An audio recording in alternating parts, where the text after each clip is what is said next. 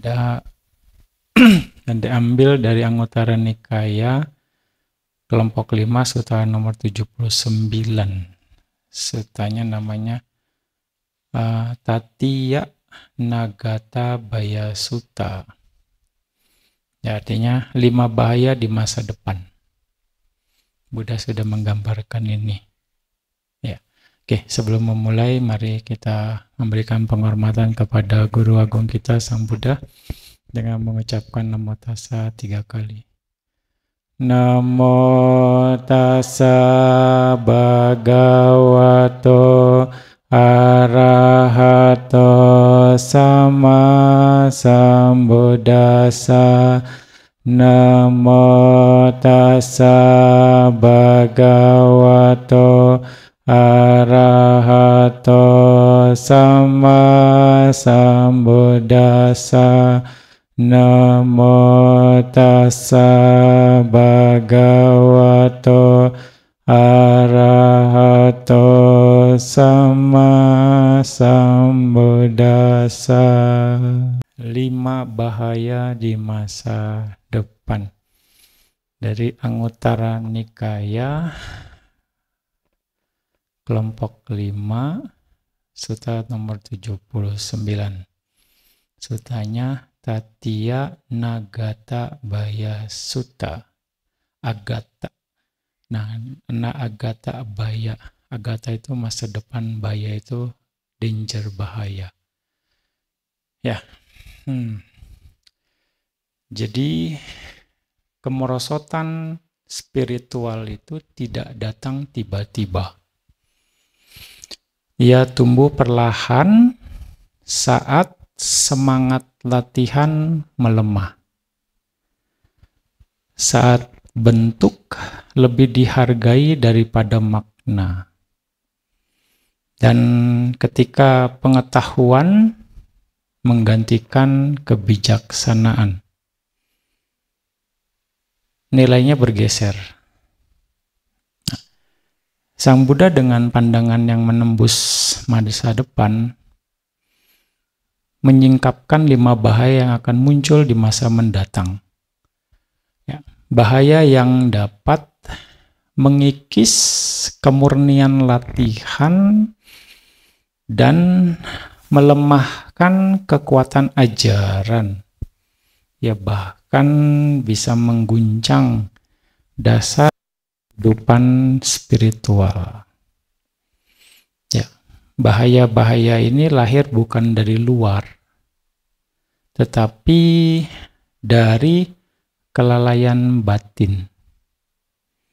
Ketika latihan kehilangan arah dan semangat spiritual mulai meredup. Ya, itulah bentuk kelalaian batinnya. Ketika latihan kehilangan arah dan semangat spiritual mulai meredup. Ya, jadi sutta ini bukan sekedar peringatan bagi para biku, tetapi juga cermin bagi siapapun para pencari dhamma, pencari kebenaran. Nah, setiap insan yang menempuh jalan dhamma dalam perjalanan spiritual di masa kini. Ya. Jadi bukan cuma para biku saja, tapi siapapun yang menempuh jalan dhamma, siapapun yang pencari dhamma, siapapun para praktisi dhamma, ya, pencari kebenaran, ya, ini punya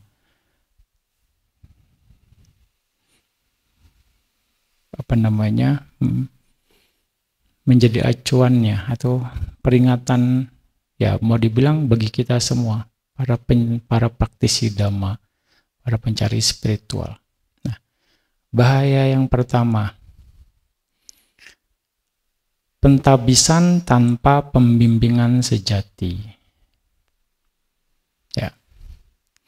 Akan datang masa di mana biku yang belum mengembangkan atau tidak terlatih dalam ketahanan jasmaninya ya daya tahan fisik, terus juga tidak terlatih secara moralitas, tidak terlatih dalam pikiran batin, dan tidak terlatih dalam kebijaksanaan, tetap mentahbiskan orang lain. Mereka tidak mampu membimbing murid-muridnya menuju pemahaman luhur, karena pelatihan mereka sendiri belum matang. Mereka mengajarkan dhamma, menuntun orang lain, namun belum melatih dirinya sendiri.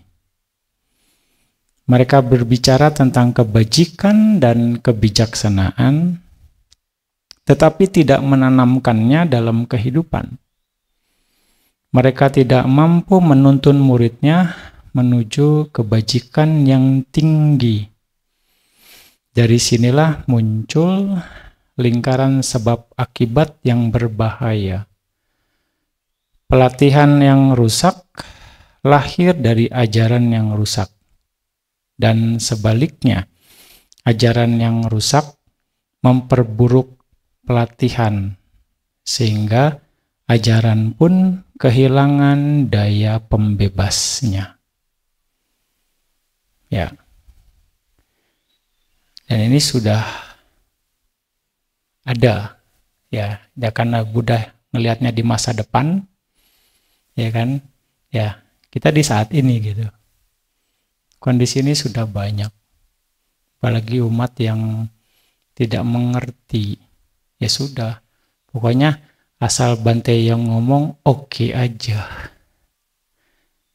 gitu, ya. Kan pokoknya Bante ngomong ini oke, ini gurunya hebat ini pasti, apalagi ngomongnya bisa, gitu. Yang ngomongnya indah kata-kata ini pun ada nanti di petunjuknya ini.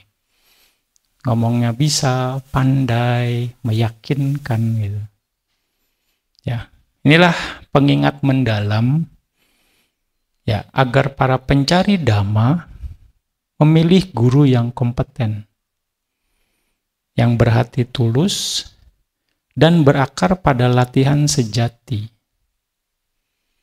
Ya, ini adalah akarnya latihan, bukan pencapaian secara ininya. Ya, di sini pada latihan sejati. Pasti kalau latihannya benar, semuanya kondisinya benar, tepat, pencapaian itu akan ada. Nah, itu yang harus kita juga pahami. Seorang guru yang telah menapaki jalan kebijaksanaan dengan disiplin dan pengalaman akan mampu menuntun tanpa menyesatkan, serta menjaga nilai-nilai pelatihan agar tidak terdistorsi oleh kemalasan atau ambisi pribadi. Aduh, Bante, lama banget Bante, gitu. Saya mau cepet-cepet, gitu. Ya, saya mau cepet, nggak ada waktu. Badan saya udah sakit-sakit ini. Ini kan ambisi pribadi secara ini. Ini yang harus dipahami. Ya kan, kalau Bante udah jelasin tuh, ya yang stupa itu, aduh, kapan nyampenya? Ya, inilah, makanya di satu sisi kita harus menjaga nilai-nilai pelatihan itu sendiri agar tidak terdegradasi. Ya, terdegradasi oleh kemalasan, ambisi pribadi. Nah, inilah dinamika sekarang. Challenging, tantangan sebenarnya buat kita. Nah, mengajar tanpa berlatih adalah menyalakan pelita tanpa minyak. Cahayanya akan cepat padam. Guru sejati bukan yang banyak berbicara, melainkan yang hidup dalam apa yang diajarkannya. Inilah cirinya dhamma, jadi panutan, bukan sekedar ngomong gitu. Ya, karena dhamma itu adalah ehipasiko, dasar ya, bukan theoretical, tapi practical sense. Gitu. Jadi semua punya standar. Udah menjelaskan itu. Termasuk juga para biku. Ya. Para biku dididik ya untuk menjadi biku yang sempurna, yang idealis bisa bilang, yang perfect. Tapi dalam masanya itu akan ada ya mungkin variasi, dinamika dalam proses itu sendiri. Makanya yang bisa misalnya menjadi guru itu akan punya punya standar. Ya, para biku bisa mentabiskan samanera minimal 10 wasa. Dalam proses 10 wasa itu dia harus mengerti kehidupan samanera. Mengertinya bagaimana dia mempraktekkan sendiri kehidupan samanera itu sendiri dengan baik. Ketika dia mulai jadi samanera, bagaimana dia berlatih sebagai samanera, bagaimana dia bersikap sebagai samanera, bagaimana dia melayani gurunya sebagai seorang samanera. Dia lakukan itu. Ya enggak? Sehingga dia punya pengalaman sendiri, ya kan? Punya pengalaman sendiri, pengalaman hidup. Ketika saya sebagai samanera, saya melakukan ini. Saya mengerti tugas-tugas saya sebagai seorang samanera, bagaimana melayani guru saya. Sehingga ketika dia bertugas sebagai guru, dia mengerti secara practical sense seorang samanera itu harus bagaimana, sehingga dia akan mengarah seorang samanera itu sesuai dengan practical sense-nya. Ya, itu yang diharapkan. Ini yang akhirnya tidak mendistorsi latihan. Bukan seorang yang tidak mengalami proses samanera, tapi mendidik seseorang untuk menjadi samanera yang ideal. Dia sendiri belum mengalami proses pelatihan samanera yang baik. Ini akan mengurangi nilai latihan itu sendiri, bukan jadi contoh yang baik. Ya kan? Di situ.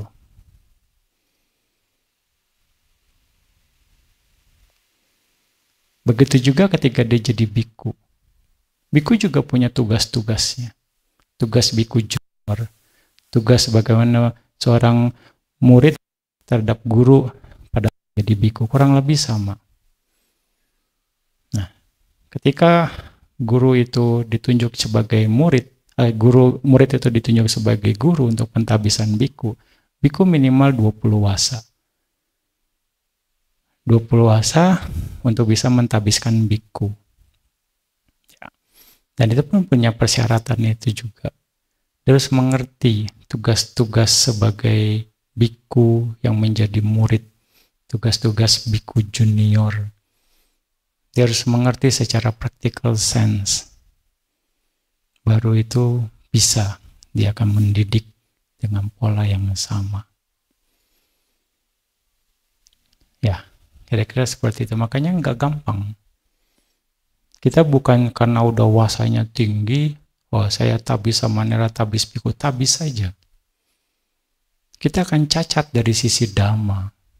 Anda bukan jadi yang baik, tapi Anda mengharap orang lain mengikuti idealisme Anda, bisa dikatakan.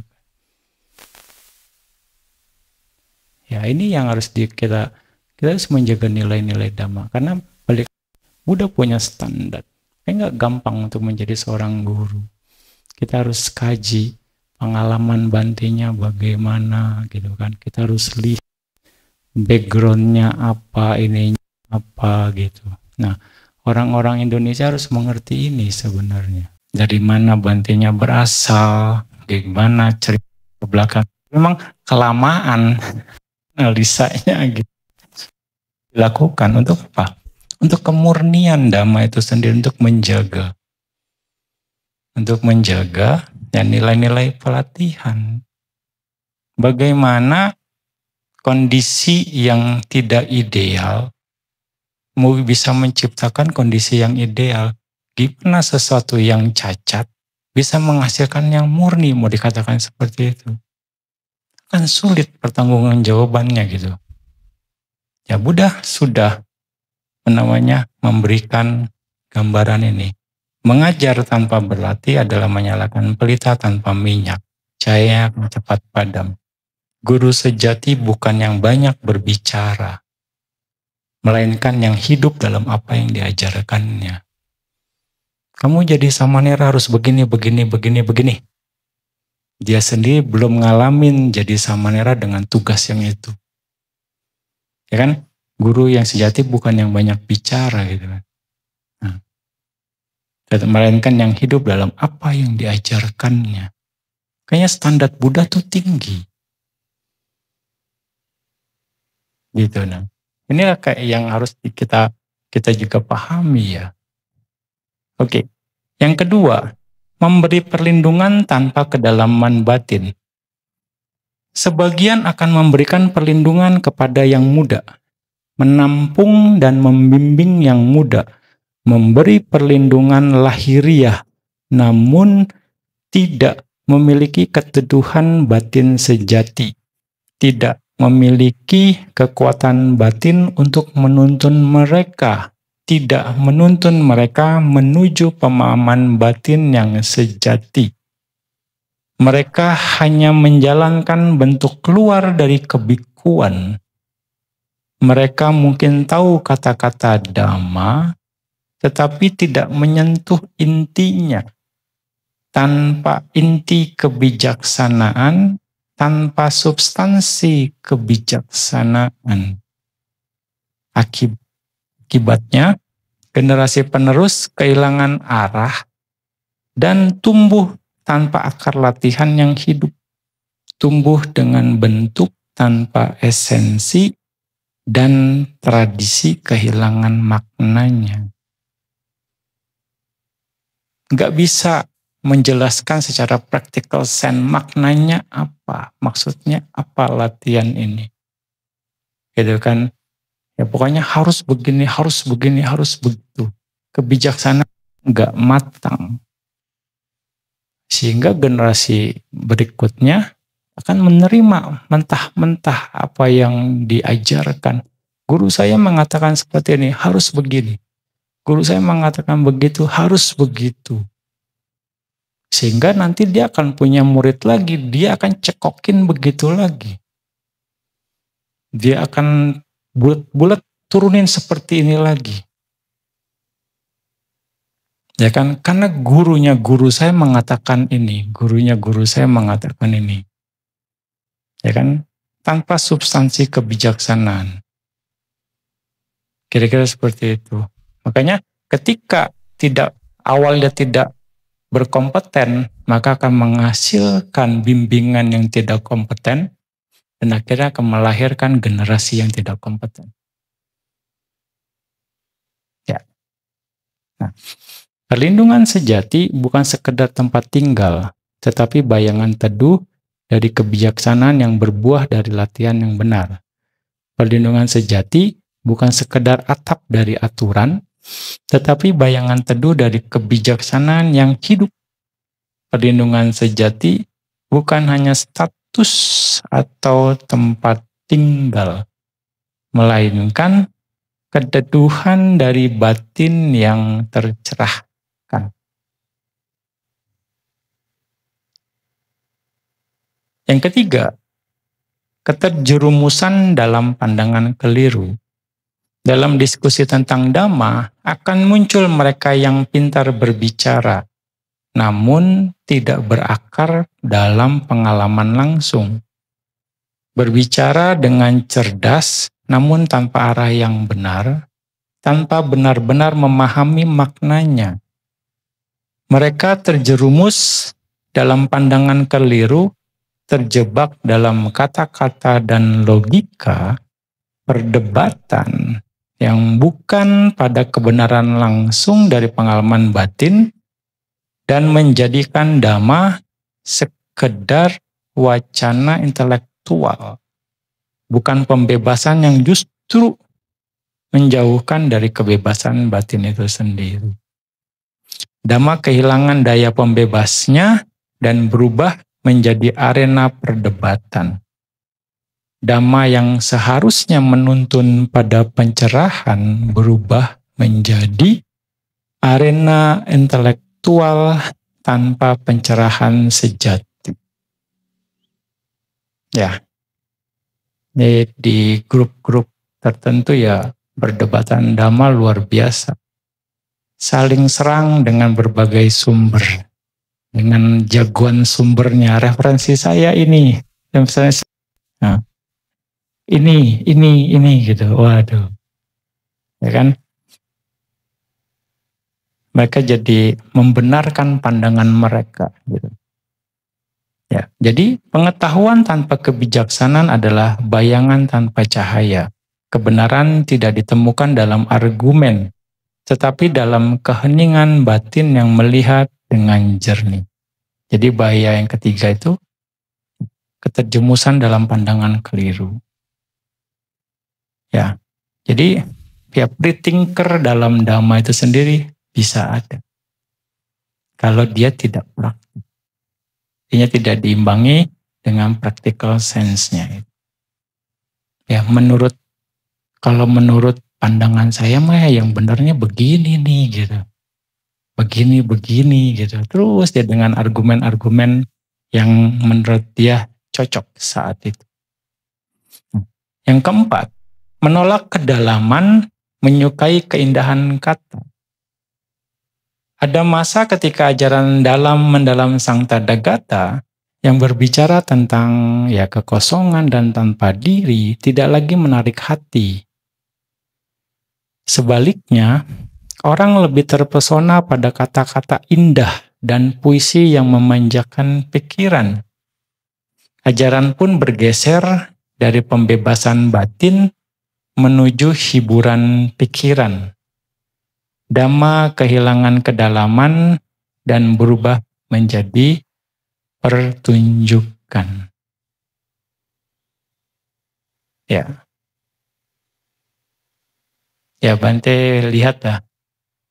Bante, apa kata-kata bijak hari ini Bante?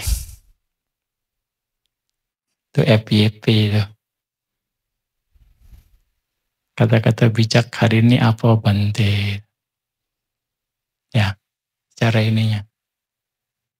Dan terjadi, ya, bila keindahan menggantikan kebenaran, kebijaksanaan perlahan akan sirna. Bila hati tidak lagi mencintai kedalaman, kebijaksanaan akan perlahan pergi, digantikan oleh kesenangan akan bunyi. Apalagi kalau polanya ada rimanya gitu. A, A, B, B, atau A, B, A, B. Udah kayak pantun jadinya ya. Nah itu kan. Jadi balik lagi, menolak kedalaman, menyukai keindahan kata. Kalau belajar Abhidhamma, aduh pusing kepala ini. Sahagatang, sangkarikang. Somana sahagatang sasangkarikang. Waduh. Ya kan? Kalau udah bicara Abhidhamma, pusing kepalanya. Tapi kalau bicara itu, mereka happy. Ya kan? Belajar Abhidhamma baru 5 menit udah ngantuk. Dengar ceramah 5 menit udah loyo. 30 menit udah tidur. Ya kan enggak menarik Dhamma itu. Ya. Keindahannya enggak ada. Tapi kalau dengan penuh semangat 2 jam juga oke, dijabanin gitu. Terus aja. Ya. Jadi menolak kedalaman, menyukai keindahan kata. Yang kelima, kemalasan para senior dan pudarnya semangat. Akan tiba waktu ketika para senior yang seharusnya menjadi teladan, itu menjadi lengah, menjadi lemah, menjadi malas, dan kehilangan semangat untuk berjuang mencapai pencerahan. Ya, Mereka puas dalam kenyamanan, mengabaikan kesunyian dan berhenti berlatih. Generasi muda melihat dan meniru, sehingga semangat suci pun memudar. Api semangat spiritual padam. Mereka akan mewarisi kemunduran batin. Ya. Jadi mereka sudah berhenti berlatih, dan kehilangan semangat untuk berjuang mencapai pencerahan. Bukan damai yang dibahas, healthy food apa nih buat badannya sehat.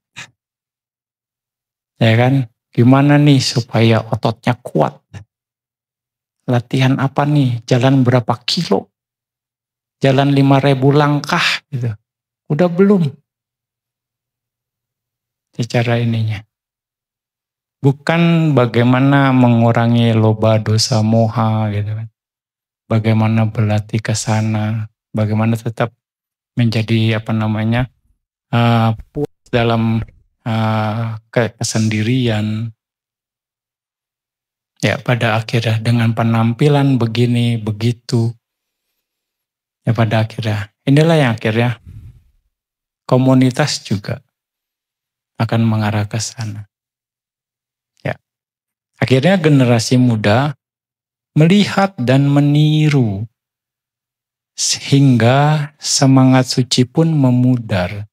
Api semangat spiritual padam. Mereka akan mewarisi kemunduran batin. Pada akhirnya akan mencontoh, oh seniornya juga begitu, begini, ya udah kebawa. Makanya kalian namita, lingkungan itu penting untuk menarik, mendorong kita, membentuk kita menjadi kondisi yang sesuai, yang ideal. Kira-kira gitu kan. Makanya kenapa meditasi kelompok itu salah satu pendorong. Ya kan?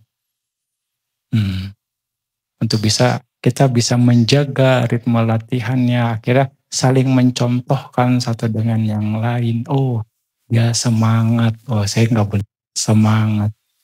Kira-kira seperti itu kan.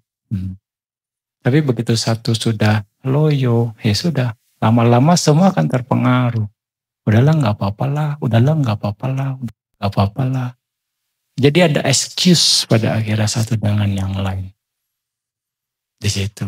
Makanya harus menjadi teladan. Yang seharusnya menjadi teladan jadi lengah. Keteladanan adalah damai yang hidup. Ketika teladan itu padam, cahaya latihan pun meredup. Ketika api teladan padam di hati para senior, kegelapan mulai merayap di hati generasi penerus. Keteladanan lebih kuat daripada nasihat. Ketika api latihan padam di hati para senior, kegelapan mulai menyelimuti seluruh komunitas. Ya. Jadi itulah 5 bahaya yang akan terjadi dan sudah terjadi ya dengan berbagai level ininya, dinamikanya saat ini, dan juga di masa akan datang akan terus bertambah variasi-variasinya. Nah, Sutta ini menegaskan bahwa keutuhan Dhamma tidak dapat dipertahankan tanpa latihan yang teguh, guru yang benar, dan nilai pelatihan yang murni.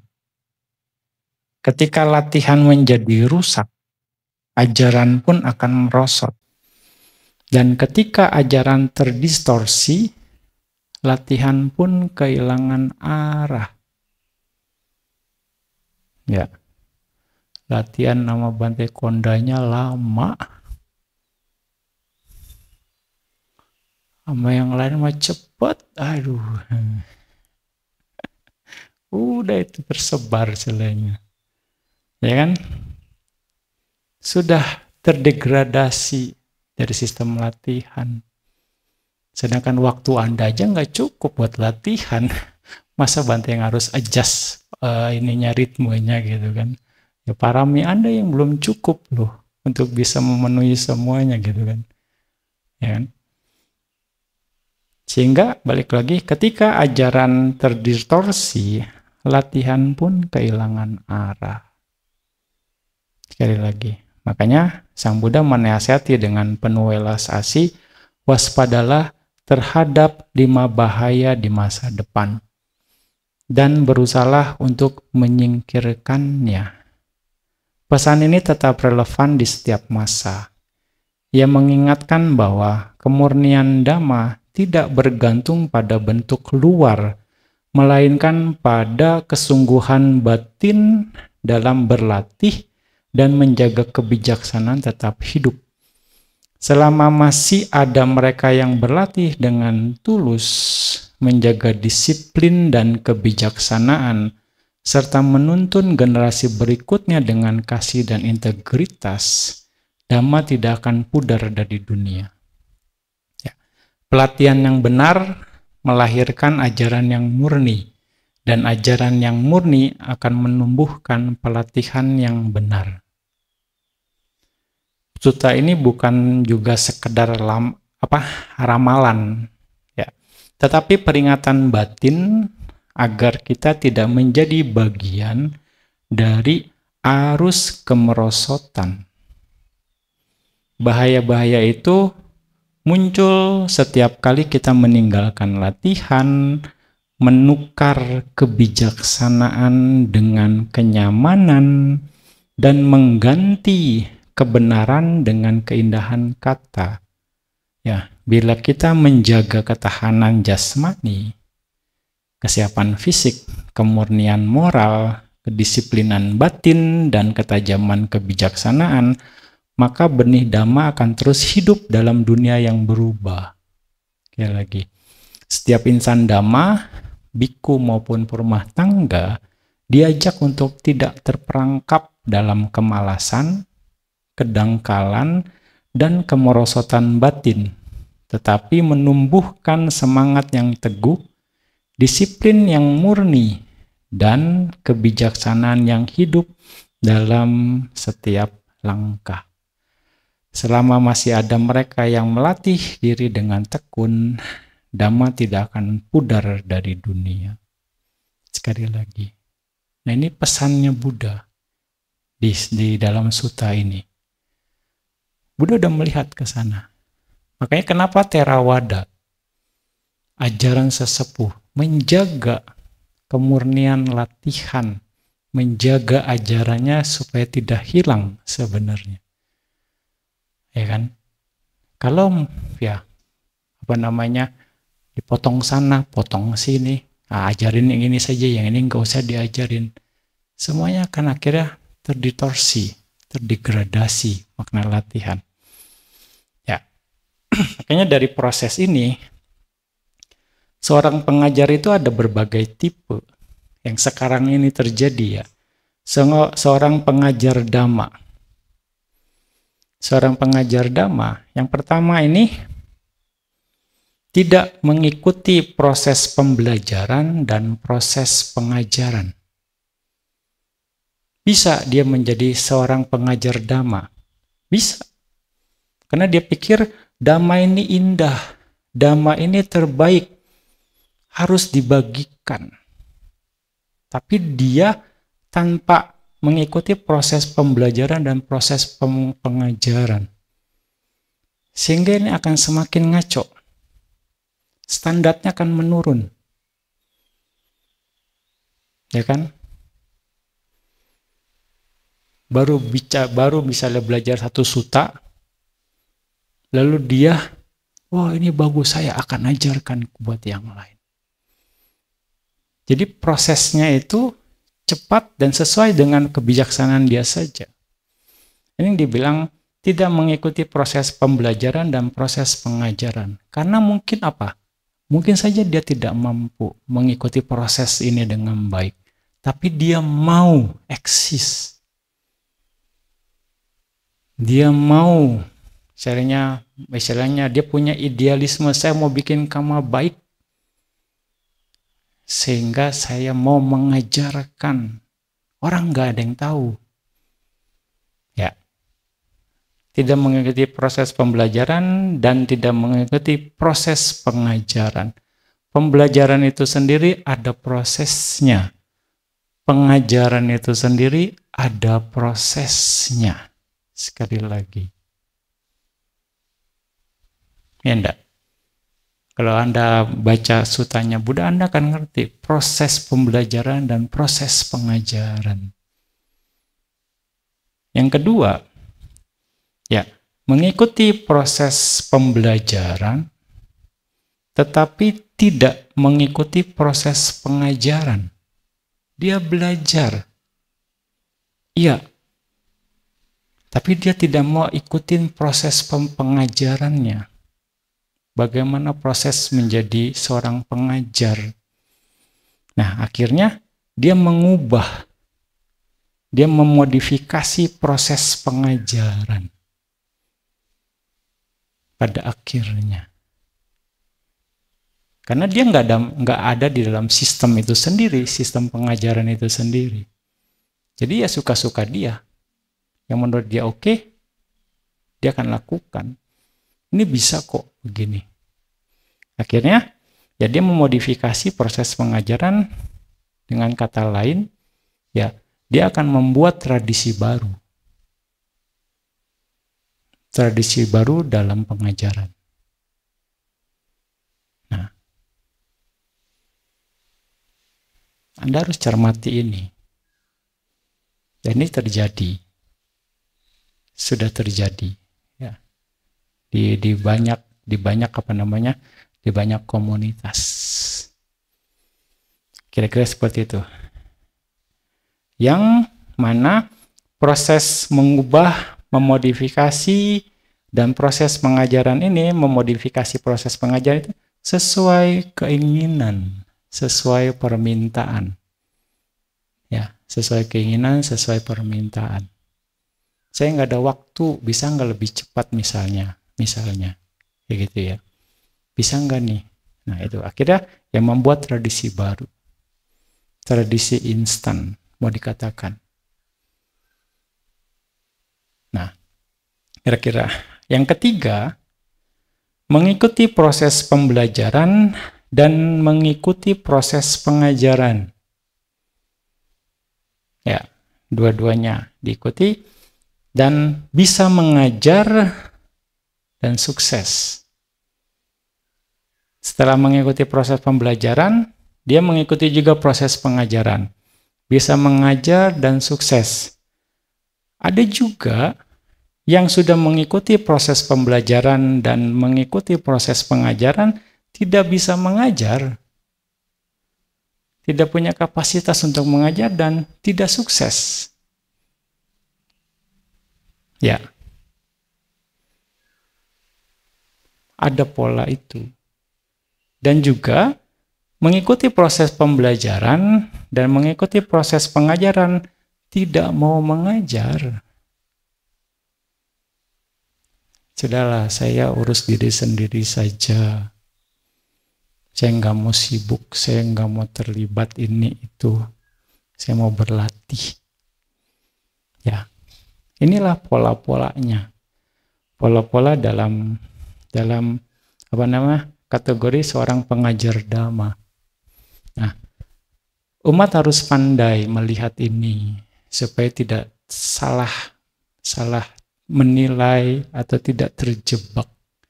Harus mengetahui bagaimana background-nya, bagaimana ceritanya, setidaknya ya secara garis besar saja, sehingga akan mengerti, oh pantas bantainya ini begini, oh pantas ini seperti ini. Jadi nggak bisa disamakan. Setelah kita ngerti, oh pantaslah dia seperti ini, oh begitu polanya, ya sudah ngerti. Sehingga Anda nggak jadi bingung kondisi-kondisi ininya. Ya, ketika berbeda, Anda harus cari tahu kenapa berbeda. Apakah sistemnya yang membolehkan berbeda, atau memang dia keluar dari sistem? Ya kan? Logikanya di situ yang harus kita bangun gitu kan. Apakah sistemnya boleh membedakan atau dia yang keluar dari sistem? Ya, kalau keluar dari sistem berarti dia membuat sistem baru, membuat tradisi baru dalam pengajaran itu sendiri. Jangan bingung, mengerti kondisi ini. Apakah Anda mau dengan sistem yang sudah teruji atau Anda mau dengan sistem yang baru diuji? Nah, silakan diputuskan. Ya, pilihan pada akhirnya. Ya enggak? Nah, makanya Paul Shadow ini, ya, Paul Shadow, beliau membangun komunitas ini. Itu terkenal karena proses pembelajaran dan proses pengajarannya yang sistematis. Yang sistematis dan disiplin. Ya, Anda nggak punya kesempatan belajar langsung dengan Paul Shadow. Kalau Anda punya kesempatan, Anda akan ngerti bagaimana beliau ini sangat respect dengan sistem dan sangat disiplin dan keras sama murid-muridnya tentang pembelajaran ini, tentang proses pengajaran ini. Gitu. Istilahnya, tapi kerasnya itu niatnya baik. Keras dalam meningkatkan kualitas. Ya bukan keras kejam atau bagaimana gitu, tidak. Keras dalam aturan main, dalam sistem. Ya enggak. Seperti itu. Dan karena itu yang sayanya dia sesuai dengan terkenal dengan sistematis dan disiplin, banyak yang berhasil. Banyak yang berhasil dalam membuktikan dhamma dari pelatihan yang sistematis dan disiplin ini. Ketika kondisinya tepat, sekali lagi. Ya, dan kita ini sekarang dihadapkan oleh dinamika yang berkembang. Kira-kira ini challenging juga. Ya, dalam artian ya bagi umat ini akan jadi membingungkan. Ya bisa saja kok begini, kok ini beda, kok ini begini. Kira-kira seperti itu. Nah ini sekali lagi karena banyak variasi. Ya, Anda harus mengerti bagaimana kita. Makanya kita yang melihat dari sutta yang tadi, melihat dari cara kita, maka kita punya tanggung jawab untuk menjaga latihan ini dengan baik, untuk menjaga tradisi latihan ini dengan baik, sehingga ini akan bermanfaat bagi generasi mendatang sebenarnya, juga bermanfaat bagi sasana itu sendiri. Karena kalau enggak, ya Anda akan istilahnya mengubah kualitas dari latihan itu sendiri. Kita punya beban moral kalau seperti itu. Ya enggak? Ya, jadi bisa lebih paham ya. Jadi Bante harapkan Anda semakin lebih paham situasinya, supaya semakin mengerti ke kondisinya. Ya, jadi ketika ya Anda mendapatkan seorang pengajar dhamma, Anda harus mengerti polanya. Anda harus pelajari. Apakah dia Bantenya ini misalnya sudah memenuhi proses pembelajaran atau proses pengajaran. Nah, terus, karena balik lagi, ini akan mengarah kita pada akhirnya. Kita yang akhirnya akan terjebak semakin kejauhan nantinya. Ya, pengalaman Bante sendiri, di satu masa, Bante pun harus memilih kepada siapa Bante harus berlatih. Karena Bante mengerti kualitasnya, itu saja. Gitu. Nah, jangan ikut-ikutan atau bagaimana, karena ini akan mengarahkan kita ke hal-hal yang menguras energi, menguras waktu, gitu. Ya, kira-kira demikian yang bisa Bante sampaikan. Ya, Semoga ini tetap dengan apa yang Bunda sampaikan semakin jelas dan tetap menjaga kemurnian dan nilai-nilai pelatihan itu sendiri, sehingga itu yang akan memperkuat sasana. Sadu, sadu, sadu.